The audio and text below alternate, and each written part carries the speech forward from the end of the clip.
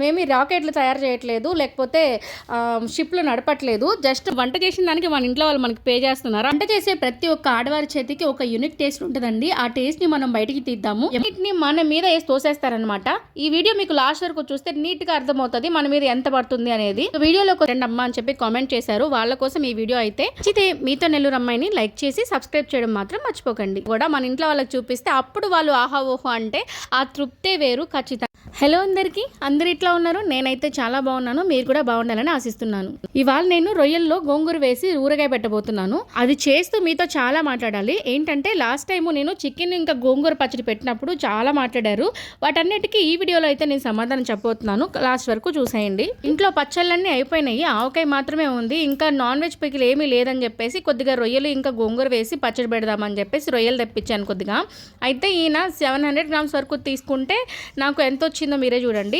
వీటిని అయితే నీట్గా క్లీన్ చేసేసి నరాలు కూడా తీపించేశారు అక్కడే. నేను అదే పనిగా పదే పదే ఫోన్లో చెప్పాను, నరాలు తీయించు బాగా అని చెప్పి, నరాలు ముఖ్యం బిగులు అని చెప్పాను. అవన్నీ తీయించేసి నీట్గా తీసుకొచ్చేసారు. ఇంకా వాటిని క్లీన్ చేసేసి నేను ఒకసారి వెయిట్ చెక్ చేసుకున్నాను అనమాట, ఎంత వచ్చాయా అని చెప్పేసి. ఇవి వచ్చి నాకు 240 రూపీస్ పడింది కాస్ట్.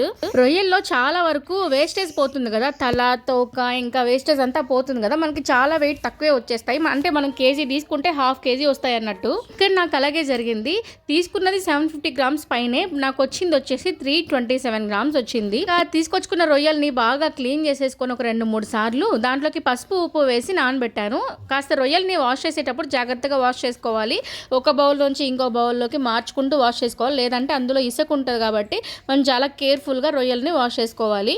లేదంటే మనం పచ్చడి అయినా కర్రీ అయినా మనకి కసకస అంటుంది అనమాట. అలా కాకుండా నీట్గా క్లీన్ చేసుకున్నామంటే అదేమి ఉండదు. ఇప్పుడు నేనైతే పసుపు ఉప్పు వేసి కాసేపు రొయ్యల్ని నానబెట్టాను. ఇంకా నేను ఈ రొయ్యల్లోకి గోంగూర కూడా వేసి చేస్తున్నాను కాబట్టి ముందుగానే గోంగూర తెప్పించుకొని దాన్ని ఒలిచేసి ఆరబెట్టేశాను ముందు రోజే, అందుకని కాస్త వాడినట్టు అయింది. ఇంకోటి ఏంటంటే అది ఎర్ర గోంగూర తీసుకొచ్చుకున్నాను, కాస్త పులుపు ఎక్కువగానే ఉంటుంది. నేను 150 grams వరకు తీసుకోవాలి అనుకున్నాను. నాకు ఇది జస్ట్ 136 ఎంత వచ్చింది. పర్లేదు, సరిపోతుంది పులుపు. ఇప్పుడు దీనిలోకి నేను కొద్దిగా మెంతులు, అలాగే 1 స్పూను జీలకర్ర, ఇంకొక స్పూను ధనియాలు, ఇంకొక కొద్దిగా ఒక 6-7 లవంగాలు, ఇంకా ఒక 2-3 చెక్కలు వేసుకున్నాను. వీటిని డ్రై రోస్ట్ చేసుకున్నాను బాగా. అంటే లో ఫ్లేమ్లో పెట్టుకొని రోస్ట్ చేసుకోవాలి, అప్పుడు మనకి మంచి స్మెల్ వస్తుంది, కలర్ కూడా చేంజ్ అవుతుంది. ఇప్పుడు అన్నీ రెడీ చేసుకున్నాం కదా, మనమైతే స్టార్ట్ చేద్దాం ప్రాసెస్. ఇప్పుడు రెండు వైపులా 2 స్టవ్ల మీద 2 పాన్లు పెట్టుకున్నాను. ఆయిల్ చెక్ చేసుకున్నాను, ముందే ఆయిల్ పోసి పెట్టేశాను, అందుకని గ్లాస్ మళ్ళీ చెక్ చేస్తున్నాను. 30 grams ఉంది. ఆయిల్ గ్లాస్లో పోసాక 230 grams అయింది, అంటే 200 grams తీసుకున్నాను ఫస్ట్ అయితే ఆయిల్ని. ఇప్పుడు ఒక పాన్లో ఆయిల్ వేసుకొని గోంగూరని వేయించుకుంటున్నాను. ఇంకొక పాన్లో ఏం వేయకుండా ఒట్టి రొయ్యలు వేసాను, ఎందుకంటే రొయ్యల్లోంచి వాటర్ అంతా బయటకు వస్తుంది.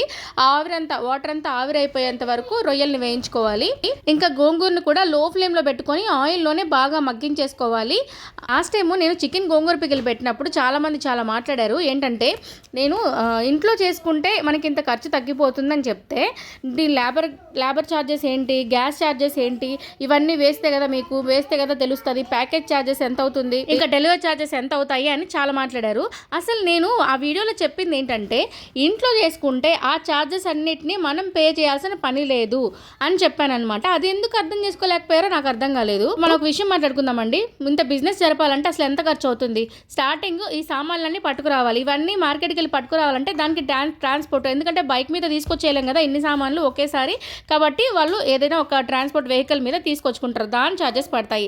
ఇంటికి తీసుకొచ్చిన తర్వాత దాని వాషింగ్, క్లీనింగ్ అన్నీ చేసి దానికి మసాలాలు పట్టించి అన్నీ చేసి దానికి లేబర్ ఛార్జెస్.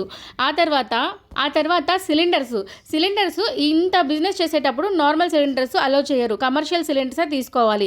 ఆ సిలిండర్స్ మామూలు సిలిండర్ కన్నా డబుల్ రేట్ ఉంటుంది, అవి పే చేసుకోవాలి. బికాజ్ అన్ని రెడీ అయిన తర్వాత వాటిని మళ్ళీ ప్యాకింగ్ చేయాలి. ఆ ప్యాకింగ్ చేసిన దానికి, ఆ బాక్సులకి, ఆ కవర్స్కి, వాటన్నిటికీ ఒక కాస్ట్, మళ్ళీ వాటికి కూడా పే చేయాలి. ప్యాకింగ్ చేసినాక మళ్ళీ దాని మీద స్టిక్కరింగ్, లేబుల్ అవన్నీ వేసుకోవాలి, అదొక కాస్ట్ ప్రింటింగ్కి.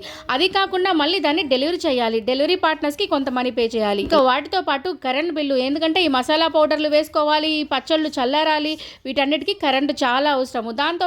వాటితో పాటు పెద్ద పెద్ద గిన్నెలు, సామాన్లు, మళ్ళీ ఆ పచ్చళ్ళన్నీ అయిపోయిన తర్వాత మళ్ళీ వాటిని కడగటానికి మళ్ళీ ఇంకొక పనోళ్ళు, వాళ్ళకి మళ్ళీ పే చేయాలి. ఒక పచ్చడి బిజినెస్లో ఎన్ని రకాలు ఉన్నాయో చూడండి పే చేయాల్సినవి. ఆ పే చేయాల్సినవి అన్నిటినీ మన మీద వేసి తోసేస్తారనమాట. ఈ వీడియో మీకు లాస్ట్ వరకు చూస్తే నీట్గా అర్థమవుతుంది మన మీద ఎంత పడుతుంది అనేది. వీడియోలోకి వస్తే రొయ్యలో ఉన్న నీరంతా ఆవిరేంత వరకు వేయించేసుకొని దాంట్లోనే కాస్త ఆయిల్ వేసేసుకున్నాను. కాస్త అంటే ఇందాక కొంచెం గోంగూరగా వేసుకున్నాను కదా, మిగిలిన 200 గ్రామ్స్ మిగిలింది వేసుకొని ఇంకొక హాఫ్ గ్లాస్ కూడా వేసుకున్నాను. అంటే 300 గ్రామ్స్ ఆయిల్ తీసుకున్నాను. ఆయిల్లో రొయ్యల్ని గోల్డెన్ కలర్లో వచ్చేంత వరకు వేపుకున్న తర్వాత ముందుగా వేయించి పెట్టుకున్న గోంగూరని కూడా వేసుకొని దాంతోపాటు ఒక పెద్ద టేబుల్ స్పూన్ అల్లం వెల్లుల్లి పేస్ట్ కూడా వేసుకొని వేయించుకున్నాక నేను ఈ పొడిలు వేసుకుంటున్నాను. అంటే ముందుగా మనం వేయించుకున్నాం కదా ధనియాల పొడి, అది ఆ పౌడర్ వేసుకున్నాక ఒక 50 గ్రామ్స్ కారం పడింది. ఆ తర్వాత ఒక 50 గ్రామ్స్ సాల్ట్ కూడా పడింది. మనం ముందుగా కాస్త రొయ్యల్లో సాల్ట్ కూడా వేసుకున్నాం కాబట్టి గోంగూర కూడా కొద్దిగా సాల్ట్ వేసుకున్నాం కాబట్టి చూసి చెక్ చేసుకొని సాల్ట్ వేసుకోవాలి. రొయ్యలు గోంగూర పికిల్ రెడీ అయిపోతుంది. మనము ఆ రొయ్యలు చల్లారిన తర్వాత మాత్రమే ఈ పొడిలన్నింటినీ కలుపుకోవాలి. ఎంత చేసుకోవడానికి మాకు టైం ఎక్కడిది, లేకపోతే ఓపిక ఎక్కడిది అంటారా? మనం ఏమి రాకెట్లు తయారు చేయట్లేదు, లేకపోతే షిప్లు నడపట్లేదు. జస్ట్ మనం చేసే వంటలో ఒక అరగంట సేపు కేటాయించామంటే మనం చక్కగా ఇంట్లోనే పికిల్ పెట్టేసుకోవచ్చు. అది ఎంత తక్కువ కాస్ట్లో అనేది చూడండి. అవతల ఏ రంగాల్లో ఉన్న ఆడవాళ్ళు ఆ రంగానికి సంబంధించి ఎలా దూసుకు వెళ్ళాలా అని చెప్పేసి ఎంతో తెలివిగా ఆలోచిస్తూ ఇంకా ముందుకు వెళ్తున్నారండి. ఆఖరికి అంతరిక్షానికి కూడా వెళ్ళొచ్చేస్తున్నారు. కానీ మనమేమో మన పని మనమే చేసుకోలేకపోతున్నాము. మనం తినే పచ్చళ్ళను కూడా వేరే వాళ్ళ చేత చేయించుకొని వాళ్ళు కట్టే బిల్లులన్నిటిని మనం కట్టి అప్పుడు పచ్చడి తీసుకుంటున్నాము. ఆ బిల్లులన్నీ కట్టకుండా మన ఇంట్లోనే మనం పచ్చడి చేసుకున్నామంటే ఎంత తక్కువకి వచ్చేస్తుందో తెలుసు. ఇందాక చెప్పినట్టు వాళ్ళు కట్టే బిల్లులన్నిటిని మన మీద వేస్తారు. అసలు టైం లేని వర్కింగ్ ఉమెన్స్ గురించి నేను అసలు మాట్లాడట్లేదండి. ఖాళీగా కూర్చొని బ్యాడ్ కామెంట్స్ పెట్టే వాళ్ళ గురించి మాట్లాడుతున్నాను. చూసారా, 515 గ్రాములు వచ్చింది. అంటే హాఫ్ కేజీ వేసుకుందాం. హాఫ్ కేజీ రొయ్యలు గోంగూర పికిల్ మీకు ఎంతో చూపిస్తాను చూడండి. చాలా తెలివైన ఒక ఆన్లైన్ వెబ్సైట్ చూపిస్తాను చూడండి, పచ్చళ్ళకి సంబంధించింది. ఇక్కడ ఓపెన్ చేయగానే గోంగూర ప్రాన్స్ పికిల్ 490 చూపించింది. అరే నా కళ్ళు నన్ను మోసం చేసేలాగా 490 అనిపించింది. మళ్ళీ ఇక్కడ పైనేమో 1 kg అని కూడా ఉంది. తర్వాత కింద ఆప్షన్స్ ఉన్నాయి. 500 గ్రామ్స్ అని ప్రెస్ చేయగానే మళ్ళీ రేట్ చేంజ్ అయిపోయింది, 980 రూపీస్. మళ్ళీ ఒకసారి రిపీట్ చేసి చూడండి దాన్ని. 490 అని వచ్చి దాని కింద 1 kg వెయిట్ అని ఉంది. అంటే చూసేవాళ్ళు వెంటనే 1 kg 490 అనిపించేలాగా చేస్తుంది. తర్వాత స్క్రోల్ చేశాక అప్పుడు మనల్ని ఆప్షన్ సెలెక్ట్ చేసుకోమంటుంది ఎంత వెయిట్ అనేది. అంటే చూసే వాళ్ళకి చాలా క్యాచీగా అనమాట, చాలా తక్కువగా అనిపించేలాగా. కానీ తక్కువ మాత్రం కాదు, 980 రూపీస్ ఉంది. నాకు ఇక్కడ ఎంత పడింది, హాఫ్ కేజీ వచ్చింది కదా, మీరు వెయిట్ అంతా చూసారు కదా నేను ఎంత వేసానో. ఇప్పుడు ప్రైజెస్ చెప్తాను చూడండి. రొయ్యలు వచ్చేసి 240 రూపీస్, వాష్ చేసిన దానికి 40 రూపీస్ తీసుకున్నారు. నేను ఇక్కడ ఆయిల్ గ్రౌండ్ నట్ ఆయిల్ తీసుకున్నాను, లీటర్ 160 రూపీస్. దాన్ని 300 గ్రామ్స్ తీసుకున్నాను, దీనికి నేను 55 రూపీస్ వేసుకుంటున్నాను. గోంగూర 30 రూపాయలు, 50 గ్రామ్స్ కారపొడి, సాల్ట్, ఇంకా ధనియాలు, వాటికి నేను అల్లం వెల్లుల్లి పేస్ట్, వాటన్నిటికి నేను ఒక 80 రూపీస్ వేసుకుంటున్నాను. మొత్తం నాకు 445 రూపీస్ కి ఈ పికిల్ అయితే వచ్చేసింది. చూడండి, వాళ్ళు 980 రూపీస్ కి ఇస్తున్నారు మనకి హాఫ్ కేజీ పికిల్, అది కూడా వితౌట్ షిప్పింగ్. విత్ షిప్పింగ్ అయితే ఇంకొక 60 or 70 ఎక్స్ట్రా అవుతుంది. అంటే 1000 ప్లస్ అనమాట. మనకి దగ్గర 535 రూపీస్ షిప్పింగ్ లేకుండా వేసుకుంటే 535 రూపీస్ మన మీద పడ్డను పడుతుంది.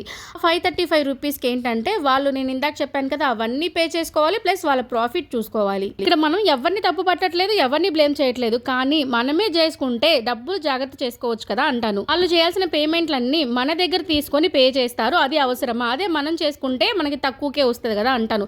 ఇప్పుడు ఇంకోటి మాట్లాడతారు ఏంటంటే, గ్యాస్ ఖర్చు అవ్వట్లేదా, లేకపోతే మీరు కష్టపడ్డారు కదా దానికి లేదా అన్నారు. లాస్ట్ టైం ఒక కామెంట్లో నాకు నవ్వొచ్చింది. అంటే మనం వంట చేసిన దానికి మన ఇంట్లో వాళ్ళు మనకి పే చేస్తున్నారా అనిపించింది. అంటే మనం ఎప్పుడు కష్టపడేదే. నెక్స్ట్ గ్యాస్ పచ్చడి కోసమే తీసుకోవట్లేదు, గ్యాస్ మనకి ఎప్పుడు ఇంట్లో ఉంటుంది. ఈ రెండింటిని మనం వాడుకుంటున్నాము కాస్త ఒక అరగంట సేపు ఎక్కువగా. ఇంట్లో గ్యాస్ ఖర్చు అయింది, అలాగే మీరు చేసిన దానికి లేబర్ ఛార్జ్ అని చెప్పేసి కామెంట్ పెట్టారు. మనం ఇంట్లో వంట చేసుకునే దానికి లేబర్ ఛార్జ్ ఏంటండి, మరీ దారుణంగా పెట్టారు ఆ కామెంట్. చేసిన వంటని ఆహో ఓహో అనుకుంటా తినడం కాదండి, మన చేతిలో అద్భుతాన్ని కూడా మన ఇంట్లో వాళ్ళకి చూపిస్తే అప్పుడు వాళ్ళు ఆహా ఓహో అంటే ఆ తృప్తే వేరు. ఖచ్చితంగా ట్రై చేయండి. ఒకవేళ వాళ్ళు కానీ ఆహా ఓహో అన్నారంటే మన వీడియో కిందకు వచ్చి కామెంట్ చేయండి. వంట చేసే ప్రతి ఒక్క ఆడవారి చేతికి ఒక యూనిక్ టేస్ట్ ఉంటుందండి. ఆ టేస్ట్ ని మనం బయటికి తీద్దాము. ఎప్పుడు చేసుకునే రెగ్యులర్ వంటలే కాకుండా ఇలాంటి ఊరగాయలు కూడా పెడతాము. మీకన్నా చాలా చాలా హ్యాపీగా ఫీల్ అవుతాను. మన సబ్స్క్రైబర్స్ కొంతమంది మీరు ఇంకా పచ్చళ్ళు చేసి పెట్టండి అమ్మా అని చెప్పి కామెంట్ చేశారు. వాళ్ళ కోసం ఈ వీడియో అయితే మీతో నెల్లూరు అమ్మాయిని లైక్ చేసి సబ్స్క్రైబ్ చేయడం మాత్రం మర్చిపోకండి.